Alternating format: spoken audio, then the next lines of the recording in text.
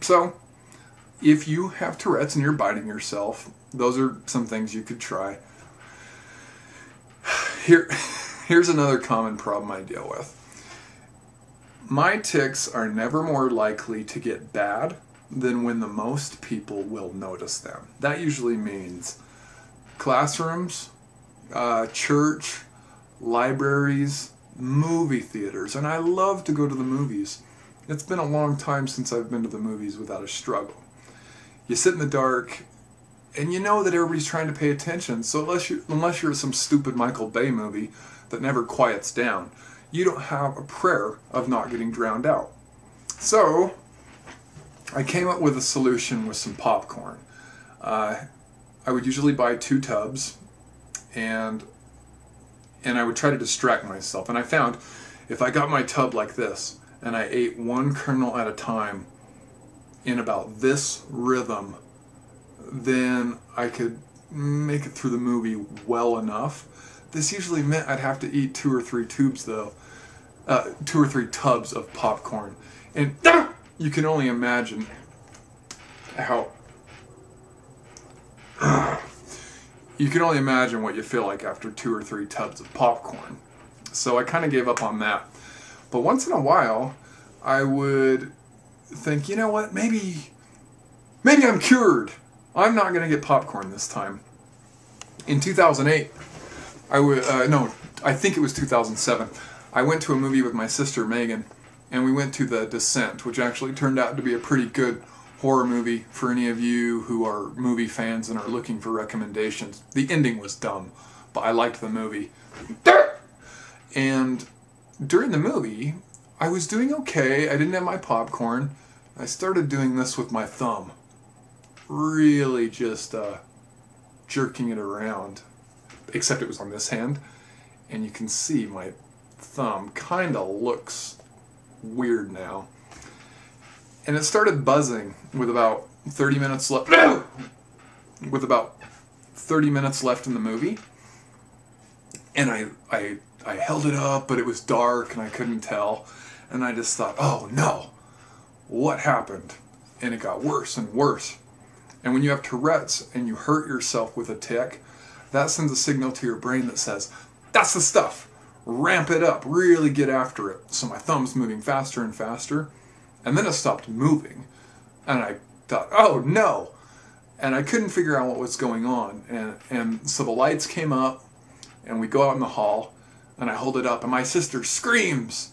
And I look at it, and this thumb is just flopping like a fish because it's been dislocated, and it's just hanging down here.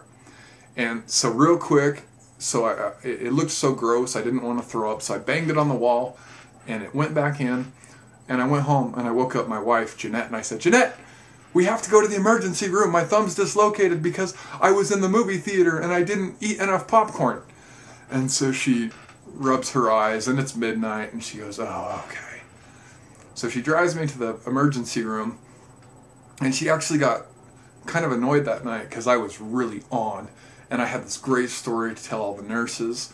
So we're sitting around in the ER at 1 a.m., and all the nurses are giggling, and Jeanette's trying to wake up still, and I'm just dazzling them because I'm so funny.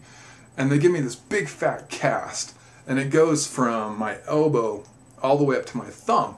And I told them, you have got to lock my thumb down so tightly that it can't move a millimeter, because now my brain, my awesome, hilarious brain, thinks that it needs to be doing this, and I don't want to do something irreversible.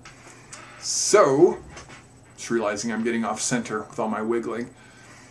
So they gave me this cast, and I wore it the next day to work. And I'll tell you, there are problems. You pay a price for being as friendly and as awesome as I am. Because at work, every single person who came in the library, they wanted the entire story about my big cast. And so I told it a few hundred times, but by 12 o'clock I was tired of telling the story. So this woman I didn't recognize walked in, and she said, oh, how did you hurt your arm? What's going on? And I don't know where this came from, but I said, I snagged it on somebody else. I snagged it on somebody's eye socket when I was pulling it back out of their brain. And I looked at her like, I'm so funny, huh? And she just kind of looked at me like this. And she put her books down and she walked out of the library. And this was not the system I'm currently working in. So if any of my bosses are watching, I don't deserve to be fired. But all that afternoon, I kept waiting for the phone call that would say, "Hey, Hannah Garney, we heard what you did. Clean out your desk, you idiot. You're done." But they never caught on. And that is an awesome story. And I hope you enjoyed it. This has been How to Have Tourette's, Part 5. If you need to back up, all four other parts of the series are on the blog. And if you know somebody with Tourette's, please send this to them. They will appreciate it, and I will appreciate it as well. So thank you for listening. I'm Josh Hannigarney.